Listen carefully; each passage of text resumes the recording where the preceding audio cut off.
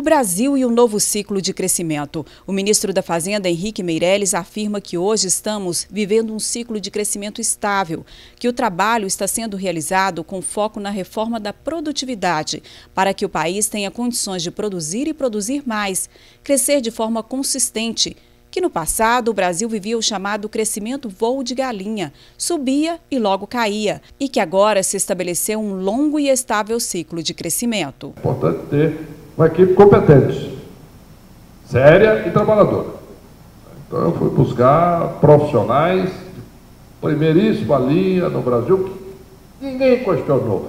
Foi até chamado, na época pela imprensa, do time dos sonhos, né, usando a expressão de um grande time de basquete da seleção americana, era o Dream Team, era o time dos sonhos. Né? Então, isso foi um apelido dado pela imprensa, inclusive, para a equipe que nós montamos quando assumimos a área econômica, fazenda, e depois, inclusive, incluíam nesse time dos sonhos também o Banco Central. Portanto, é exatamente fundamental. Quer dizer, o resultado está aparecendo, o país está crescendo, por quê?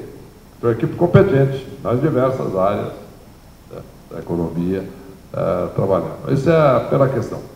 A segunda questão relevante e é exatamente, inclusive, as identificações que eu tenho, inclusive, desde quando eu comecei a ler, entender a reforma, etc., conversando lá em Genebra, toda a ideia do conceito da ética e do trabalho.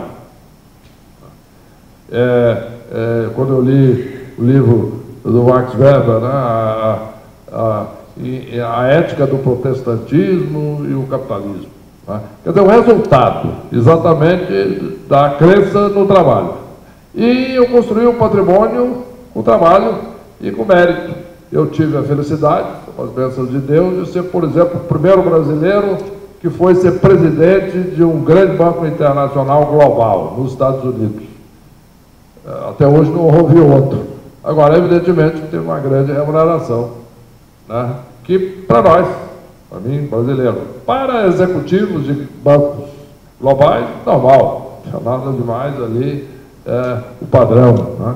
Agora, isso foi conseguido com trabalho duro, com mérito e com muito, e também esforço e seguindo as leis, isso é que é importante, tá? Que é a grande mensagem, seguindo as leis, pagando imposto, religiosamente, tudo aquilo que é devido até o último centavo. Isso é absolutamente fundamental. Em resumo, é exatamente esse o resultado. Com isso, setores como o agronegócio tendem a crescer mais e que o ramo que mais contribui para o PIB do país só necessita agora de investimentos na infraestrutura para o escoamento da produção. O agronegócio foi o setor da economia brasileira, de fato, que mais cresceu. Portanto, temos que incentivar o agronegócio. É uma área do Brasil que gera muita riqueza. Por quê? Várias razões. Primeiro, nosso solo. Né? O país extraordinário que temos, né? Essa massa territorial enorme. Segundo, o empreendedorismo do povo brasileiro.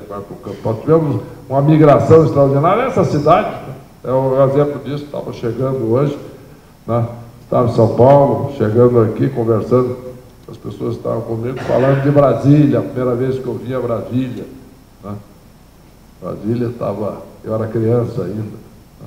Brasília estava no final ainda da construção, quando Brasília estava ainda no seu início. Tudo isso foi construído com brasileiros que vieram de outras regiões do país.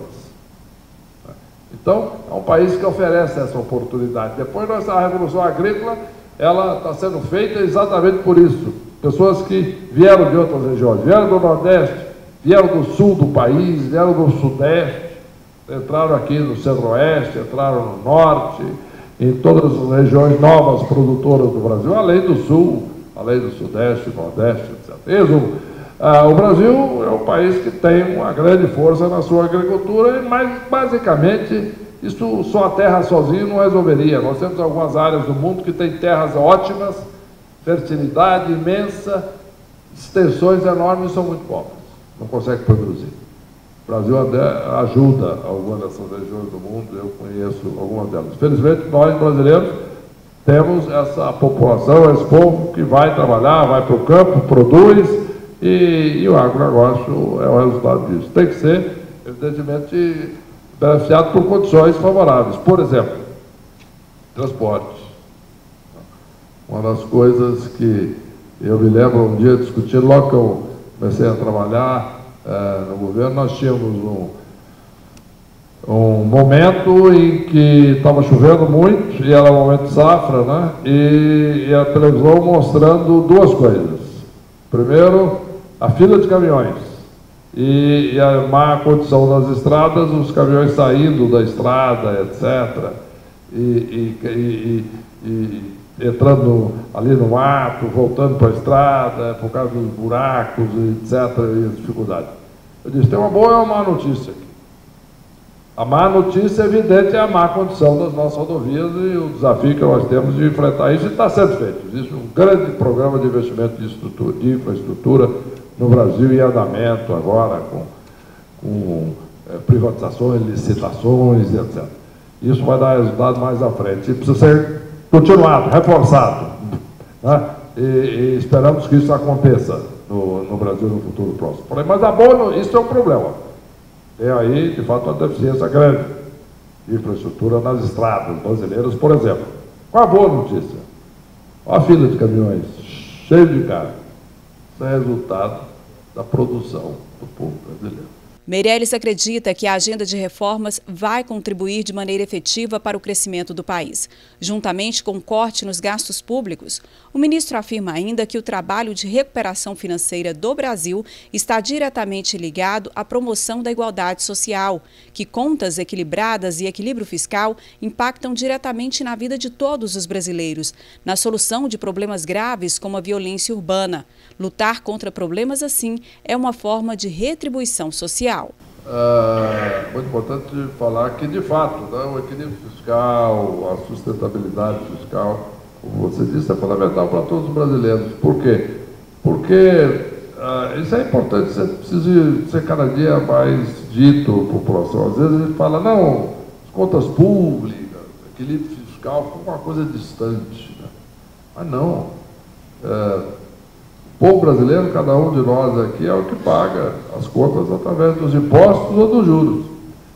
Paga as contas do governo. Então, o equilíbrio fiscal, ele impacta todas as pessoas, todos os brasileiros, por isso, pelo custo da dívida e pelo custo dos impostos, pelo lugar. Segundo, porque se o governo cresce muito as suas despesas, sobe juros, etc., isso prejudica o crescimento da criação de emprego. Então, é muito importante, de fato, que aqueles que sejam responsáveis por isso controlem as despesas e façam com que, de fato, isso possa se refletir para todos os brasileiros de uma forma positiva. Os valores são fundamentais, tá? A questão da família.